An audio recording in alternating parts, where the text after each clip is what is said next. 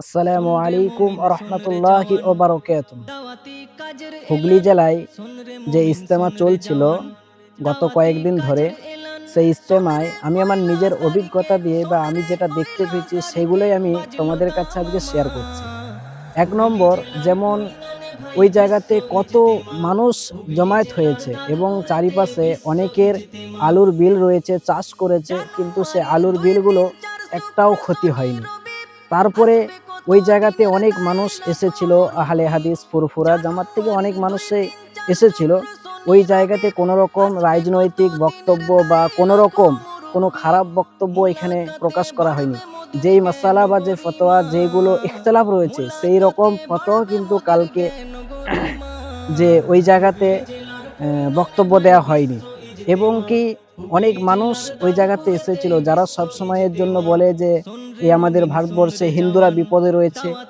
এত মানুষের মধ্যে থেকেও অনেক হিন্দু ভাইয়েরা ওই জায়গায় দোকান করেছিল, তাদের কোনো রকম ক্ষতি হয়নি, তারা খুব সুন্দরভাবে কেনাবেচা করেছে। এবং সবথেকে একটা বড় জিনিস যেটা চমক দেখিয়েছি, যে আমাদের মুসলমান দিকের সবথেকে বড় শত্রু হচ্ছে বিজেপি।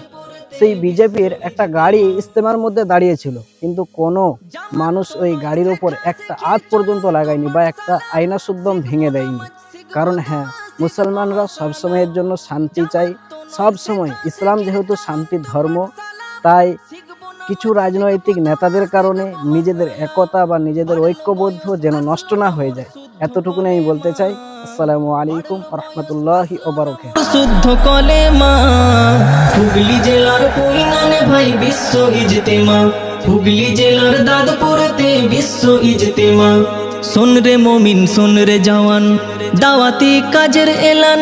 শোন রে মমিন শোন রে জওয়ান, দাওয়াতি কাজের এলান। শোন রে ওইলা সারিকে, শোন রে ওইলা সারিকে বাজলো দামামা। হুগলি জেলার পরিণামে ভাই বিশ্ব ইজতেমা, হুগলি জেলার দাদপুরেতে বিশ্ব ইজতেমা। জীবন সাগর চিরে চিরে হাতরে আজি মরি, পরহেজগারি কোথায় মোদের কোথায় সেই দিনদারি। জীবন সাগর চিরে